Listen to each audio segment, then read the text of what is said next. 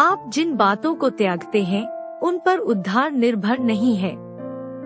एक four square missionary ने मुझे बताया कि उसके डिनोमिनेशन के माध्यम से ब्राजील में 1950 के दौरान 268,000 लोगों ने उद्धार पाया और करीब 1 लाख लोगों ने अन्य भाषाओं के प्रमाण के साथ पवित्र आत्मा पाया।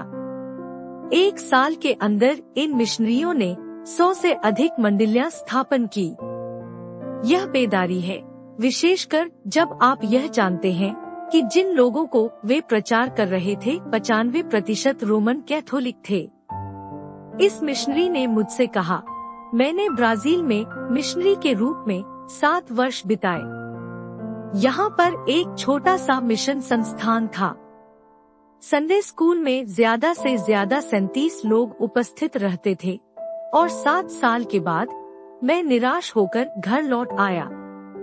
उसके बाद मैं फिर ब्राजील लौट गया और मैं परमेश्वर के वचन में और उपवास और प्रार्थना में समय बिताने लगा।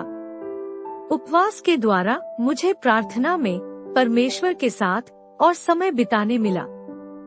जब मैं परमेश्वर की बात चाहता था तब मैं किसी बात के विरोध में प्रचार नहीं करता था।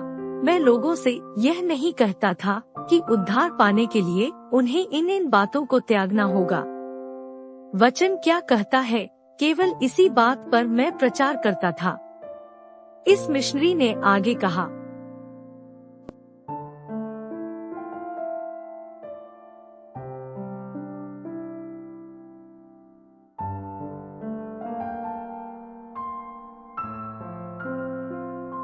कैथोलिक लोगों के पास यीशु के लोहू के विषय में केवल एक ही गीत था। इस गीत को हमने अपना विषय गीत बना लिया और तंबुओं की सेवा आरंभ की।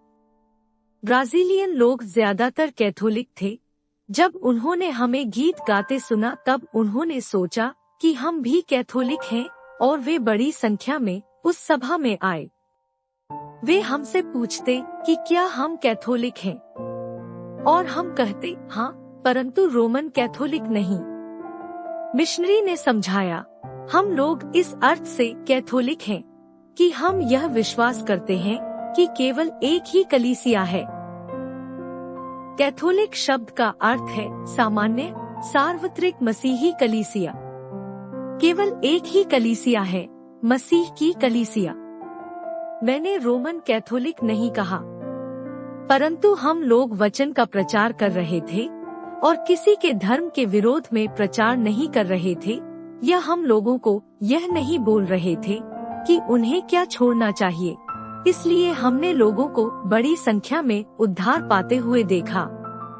इस मिशनरी ने कहा, उदाहरण के लिए एक 50 वर्ष पार की हुई महिला उद्धार पाने और पवित्र आत्मा का बपतिस्मा पाने के बाद मेरे पास आई और उसने कहा कि वह मुझसे बात करना चाहती है।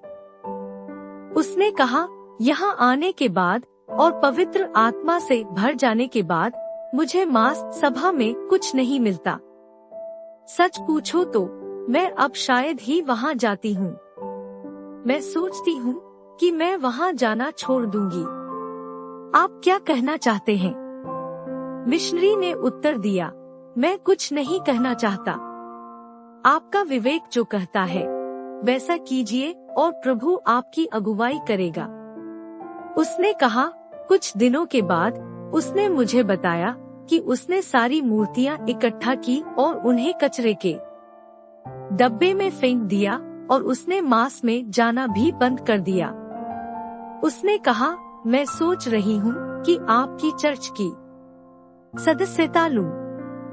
मैंने उत्तर दिया, यदि परमेश्वर आपकी अगुवाई करता है तो आपका स्वागत है। इस प्रकार मिशनरी ने इस परिस्थिति को बेहतर तरीके से संभाल लिया, बजाय उस महिला को यह समझाने के कि उसे क्या करना चाहिए। उसने उसे पवित्र आत्मा की अगुवाई में छोड़ दिया, जो कि उसका मार्गदर्शक है। 16:13। उसने यह प्रचार नहीं किया कि उद्धार पाने के लिए लोगों को क्या त्यागना चाहिए। उसने केवल यीशु का प्रचार किया। पिछली कलीसिया में जहाँ पर मैं पासबान था, मैंने एक दंपत्ति के घर में भेंट दी और उसकी पत्नी ने उद्धार पाया, परंतु पति का उद्धार नहीं हुआ। इसलिए मैंने उसे कलीसिया में आने का निमंत्रण दिया। उसने कहा, मैं नहीं आ रहा हूँ। यद्यपि वह पहले किसी कलीसिया में गया था, परंतु वह नास्तिकवादी था। मैंने सोचा शायद मेरे द्वारा कही गई या की गई किसी बात से वह अप्रसन्न था, इसलिए मैंने माफी मांगी। उसने कहा, नहीं भाई हेगेन, आपकी बात नहीं है। मेरे कहने का यह मतलब नहीं था। मैं आपको बताऊंगा कि मैं क्यों चर्च नहीं जाता। जब मैं चर्च जाता हूँ, तब मेरा मन मुझे दोषी ठहराता है। मैंने कहा, हम चाहते हैं कि आप यही करें। उसने कहा, मेरी पत्नी ने इस सुबह नाश्ते की मेज पर मुझसे पूछा कि मैंने फलाफला चीज को अपने जीवन से क्यों नहीं त्यागा है और उद्धार क्यों नहीं पाया है। वह नहीं जानती है, परंतु कई सप्ताह पहले मैंने उन बातों को त्याग दिया, लेकिन मैं हमेशा बार बार उन आदतों की ओर लौट जाता हूँ। मैंने कोशिश की और मेरे गिरजाघर आने का कोई उपयोग नहीं है। मैं उन आदतों को त्याग ही नहीं पा रहा हूँ। पापी व्यक्ति द्वारा किया जाने वाला अंगीकार। परंतु सच्चाई यह थी कि उद्धार पाने के लिए उसे कुछ त्यागने की जरूरत नहीं थी। रोमियो 10:9 में लिखा है कि हम उद्धार कैसे पाते हैं। वहाँ लिखा है, क्योंकि धार्मिकता के लिए मन से विश्वास किया जाता है और उद्धार के लिए मुंह से अंगीकार किया जाता है। यहाँ लिखा है, यदि तू अपने मुंह से अंगीकार करे। रोमियो 10:9। पापी व्यक्ति यह अंगीकार करता है, उसने शैतान की सेवा की है। परमेश्वर की दृष्टि में वह केवल एक ही बात का अपराधी है, और वह है उद्धारकर्ता प्रभु के रूप में यीशु का इनकार करने का पाप। इसलिए परमेश्वर चाहता है कि पापी व्यक्ति प्रभु यीशु मसीह की प्रभुता का अंगीकार करें। यह सच्चा पश्चाताप है, यह सच्चा विश्वास है। एक व्यक्ति अपने पापों का परमेश्वर के सामने अंगीकार करे, यह दावा उसे नई सृष्टि बना सकता है। ऐसा कहना मानो राज्य के गवर्नर द्वारा कैदखाने के कैदी से यह कहना है, यदि तुम यह अंगीकार करोगे कि तुम कैद में हो, तो मैं तुम्हें जमानत पर छोड़ दूंगा। कैदी कैद में है, यही सच्चाई अपने आप में एक प्रमाण है। यह बात अपने आप में एक प्रमाण है कि पापी व्यक्ति शैतान की संतान है। पापी व्यक्ति को मसीह की प्रभुता का अंगीकार करना है। उद्धार पाने के लिए उसे यीशु को अपना उद्धारकर्ता स्वीकार करना है। उसे प्रभु यीशु को अपने प्रतिदिन के जीवन पर प्रभुता करने देना होगा। यीशु की प्रभुता को ग्रहण करना सुसमाचार का मुख्य भाग है। व्यक्ति का नया जन्म होने के बाद उसे जिन बातों में बदलाव लाने की आवश्यकता है, उनके विषय में परमेश्वर उनसे बातें करेगा और उनमें बदलाव लाने हेतु उन्हें सामर्थ्य प्रदान करेगा। अब इस वचन पर फिर से ध्यान दे, यदि तू अपने मुंह से अंगीकार करे कि यीशु ही प्रभु है। रोमियो 10:9। दूसरे शब्दों में, यीशु की प्रभुता का मौखिक अंगीकार होना चाहिए। यह अंगीकार न केवल उसके लिए है, बल्कि हमारे आसपास के संसार के अन्य उद्धार न पाए हुए लोगों के लिए भी है। यह शैतान के लिए भी है कि आप अब उसके शासन के अधीन नहीं है, यह जाहिर करना। इफी 1:19-21। मुझे याद है कि कई वर्षों पहले मैं डलस में एक फुल गॉस्पल कलीसिया में प्रचार कर रहा था और एक व्यक्ति ने मुझसे कहा, भाई हेगन, हमारी सुबह की प्रार्थना में आने वाले एक व्यक्ति के लिए आप प्रार्थना करें। ऐसी मेरी इच्छा है। हमारी कलीसिया के पुरुष अपने काम पर जाने से पहले प्रतिदिन प्रार्थना के लिए इकट्ठा होते हैं और यह व्यक्ति पिछले 6 महीनों से सप्ताह में 5 दिन आ रहा है और फिर भी उसने उद्धार नहीं पाया है। मैं सोचता हूँ कि आप उसकी मदद कर सकते हैं। पुरुष दिन के समय काम करते थे, इसलिए वे दिन की आराधना में नहीं आ सकते थे। इसलिए मैं कई सप्ताह तक पुरुषों के लिए शनिवार की रात सिखाने के लिए तैयार हो गया। पहली रात इस व्यक्ति से जिसके लिए मदद मांगी गई थी, मेरा परिचय कराया गया। उसकी बाइबल उसके साथ थी। जिस क्षण मैंने उसकी ओर देखा, मैं पवित्र आत्मा के द्वारा जान गया कि उसके साथ क्या समस्या है। जब सब कोई बैठने की तैयारी कर रहे थे, तब कुछ गवाहियां ली गईं, और तब मैंने इस व्यक्ति से कहा, उठो और गवाही दो और अंगीकार करो कि तुम्हारा उद्धार हुआ है। इस बात से वह चौंक गया और अपने आसपास देखने लगा और लड़खड़ाती हुई जुबान से बोला, मेरा तो अब तक उद्धार नहीं हुआ है। मैंने कहा, मैं जानता हूँ। तुम्हारी बाइबल तुम्हारे हाथ में है।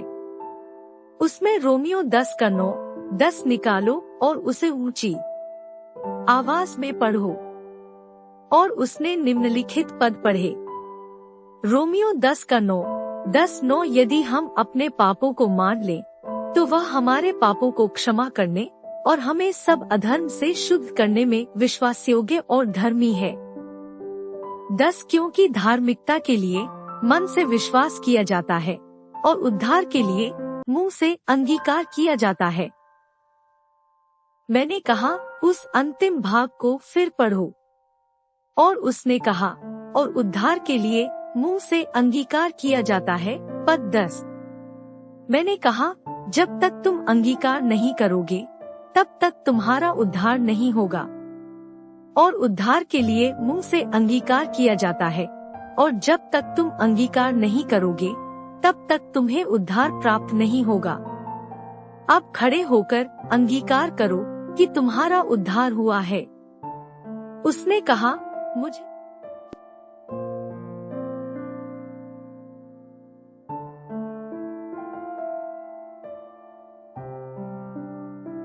मुझे लगता ही नहीं कि मेरा उद्धार हुआ है। मैंने उसे कहा, अवश्य ही आपको नहीं लगेगा। जो आपके पास नहीं है, उसे आप महसूस नहीं कर सकते। और जब तक तुम अंगीकार नहीं करते, तब तक तुम्हें नहीं मिलेगा। उसने कहा, मुझे विश्वास नहीं है कि मैं ऐसा करना चाहता हूँ। मैंने कहा, जैसा कि मैंने सुना है, तुम पिछले 6 महीनों से इस चर्च में आ रहे हो और प्रार्थना कर रहे हो। उसने कहा, अवश्य। मैंने आंसू बहाए और प्रार्थना की और पश्चाताप किया और पिछले 6 महीनों से परमेश्वर को पुकारा है। तुम में केवल एक ही कमी है, तुम इस वचन पर खड़े नहीं हो। इसलिए मैं चाहता हूँ कि तुम खड़े होकर अंगीकार करो कि तुम्हारा उद्धार हुआ है। उसने कहा, मुझे विश्वास नहीं है कि मैं ऐसा करूँगा। फिर वास्तव में मैं चौंक ही गया। कभी कभी मैं परमेश्वर के आत्मा के द्वारा ऐसे काम करता हूँ कि मैं चौंक जाता हूँ। इससे पहले कि मैं कुछ जान लूं, पवित्र आत्मा ने मुझे प्रेरित किया और मैंने अपनी उंगली उसकी ओर उठाकर कहा, यीशु के नाम में मैं आज्ञा देता हूँ कि तुम खड़े होकर अंगीकार करो कि तुम्हारा उद्धार हुआ है। मैंने ऐसे अभिषेक और अधिकार से कहा कि तुरंत उठकर खड़ा हो गया और मारे डर के यहाँ वहाँ देखने लगा। उसने कहा, मैं इन पदों पर विश्वास करता हूँ कि यीशु मेरे पापों के लिए मर गया और वह मरे हुओं में से जी उठा। परमेश्वर ने उसे मेरे धर्मी ठहराए जाने के लिए जिलाया, ताकि मैं उसे अपना उद्धारकर्ता ग्रहण करूं और अपना प्रभु अंगीकार करूं। फिर वह तुरंत बैठ गया। उसकी ओर से लोगों का ध्यान हटाने के लिए मैंने दूसरे व्यक्ति को गवाही देने के लिए कहा। अन्य कई लोगों ने गवाहियां दी। मैंने पीछे मुड़कर उस व्यक्ति की ओर देखा। उसका चेहरा ऐसा चमक रहा था मानो उसके चेहरे पर नील बल्ब जल रहा हो। अब मैंने कहा, अब उठकर गवाही दो। इस बार मुझे उसे दोबारा बोलना न पड़ा। वह उछलकर खड़ा हो गया और चिल्लाकर बोला, आपने जब वह कहा तब मेरे अंदर कुछ हुआ। मैंने कहा, सचमुच तुम्हारे अंदर कुछ हुआ। तुम्हारी आत्मा को अनंत जीवन दिया गया। उद्धार के लिए मुंह से अंगीकार किया जाता है। यह अंगीकार एक पापी व्यक्ति को करना है। मत्ती 10:32, 33-32 जो कोई मनुष्यों के सामने मुझे मान लेगा, उसे मैं भी अपने स्वर्गीय पिता के सामने मान लूंगा। 33 परंतु जो कोई मनुष्यों के सामने मेरा इनकार करेगा, उसे मैं भी अपने स्वर्गीय पिता के सामने इनकार करूंगा।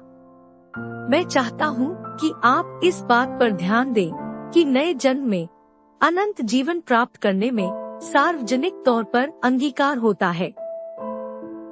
जाहिर अंगीकार का मतलब है संसार की बातों को त्यागना। यह प्रभुता में बदलाव है। वह हमारे स्थान को परिभाषित करती है। यीशु की प्रभुता का अंगीकार हमें तुरंत यीशु की देखरेख में और सुरक्षा में कर देता है। एक समय शैतान हमारा प्रभु था, परंतु हमने अपने प्रभु को बदल दिया। जब हम यीशु को अपना उद्धारकर्ता ग्रहण करते हैं और उसे कबूल करते हैं, तब यीशु हमारा प्रभु बन जाता है। यीशु हमारा सिर और स्वामी बन जाता है। इसलिए हम यीशु की प्रभुता के अंगीकार को थामे रहें। वह मेरा प्रभु है।